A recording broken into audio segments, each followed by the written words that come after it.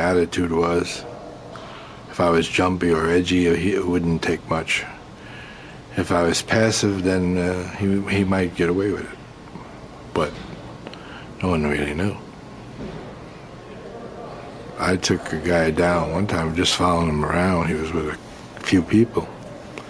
Now, as they went to the bar, this person decided he couldn't wait to get inside to urinate. He never did. Everybody else went in. He stayed outside to urinate. He urinated. He went comfortably anyway. He had an empty bladder. But I actually strangled him. From behind, I assume. Definitely. I actually did it in a way that's maybe this is original, and maybe not, I don't know. But I put the rope around his neck, twisted it, and threw him over my shoulder, and held him there. So actually, I was the tree hanging him. Yeah. And he eventually just stopped kicking. And I let it loose at one end. He slid down to the ground. I put him over by the garbage and left. Had you brought a length of rope with you? No, actually, this guy, these people had around and back at a bar. They must have lived upstairs. There was an apartment upstairs, and they had one of these things where they had rope across this thing, and they had a couple of these lines going across this way. And that's what I took. Talking about clothesline? Yeah. Now, what had this guy done to you? I didn't like him. He just made me mad, some reason or other. For me to track him and wait for him, I was mad at him for something. Do you remember what his body did while you were hanging him? Yeah, I was twitching and kicking. How long did it take? I don't really know. Didn't look at my watch, so I really couldn't say. You know, I kept him a while. Even after he stopped, I kept him a while just to make sure. Did you have another weapon with you? Yes. But this was quieter. It was more personal. I actually felt him die. Did you like that? Didn't do anything. But I mean, I did feel him die. I felt him go limp. And you got your relief? Yes. Basically, I didn't have any more pressure, no more tension. It was almost like a cure-all. Unbelievable. From an early age, Kuklinski had an uncontrollable temper. If he had a problem, he solved it the only way he knew how. I was driving in Georgia one time, and we were riding down the road, and there was a couple of vans running around, and they were hooping and hollering there. I guess they were having a good old time and maybe drinking and whatnot. They decided, I guess it was interesting to play with a guy from New Jersey, and they started to click-clack and with their vans and push me here and push me there off the road, and they were running in and out, and what their problem was, I really don't know. Never did know. But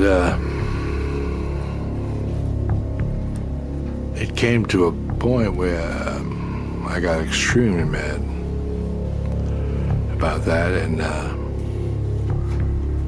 but it was silly of me because I was away from home. I had no backing. I had no problem. I only had one weapon, which was in the trunk, which was a .357 with a hair trigger. So I stopped the car and got out, opened the trunk. I had the release and went in the trunk and took the .357 and just stood there. Now, apparently their eyesight mustn't be too good, because I don't think I'd walk up on a guy with a .357 standing by his side. But these fellas did.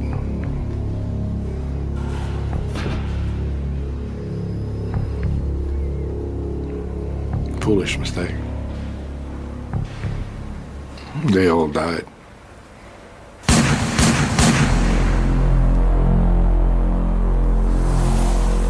And I didn't even know them. How many? There was a few of them. I reloaded. Killed every last one of them. Yeah. And that wasn't even one I wanted to do.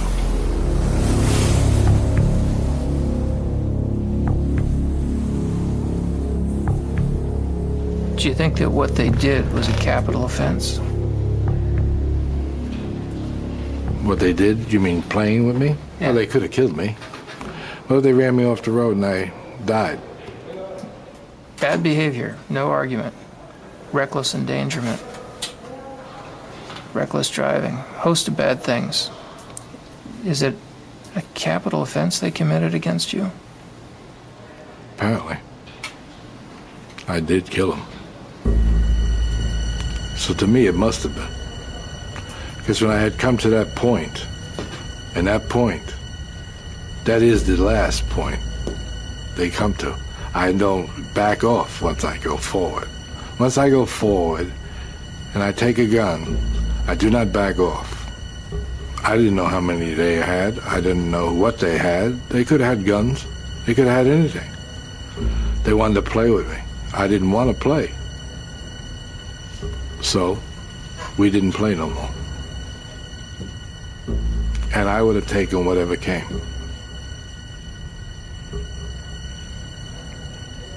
You almost made me mad.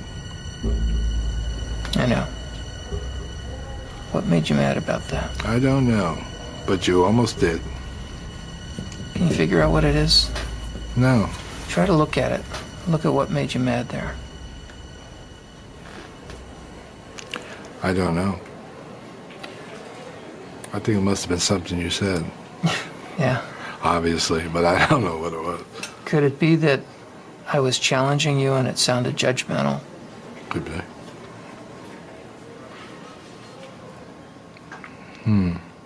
Yeah, it could be. Because you've got me annoyed with you now. Yeah. That's the truth. How mad are you? Not bad. Pretty. I feel a little flushed. So that means that I've reached a point in my life that I'm a little annoyed. What would you like to do? Doesn't matter. I don't think it's gone to the point that I'm actually gonna do anything stupid. Just curious to myself why it happened. I don't know why it happened. I'm actually almost glad it did happen because you had a chance to see something, but I don't know why it happened. Did you feel I was criticizing you? Yes, Is that what did it? I think so. I 'Cause think that's the part that did it. who used to criticize you the most? Of course, my father. Yeah. Kuklinski's efficient, remorseless killings came to the attention of the mafia, and in his 20s, he graduated from the random, impulsive murders of his youth to a new career as a contract killer. He recalls his first murder for hire.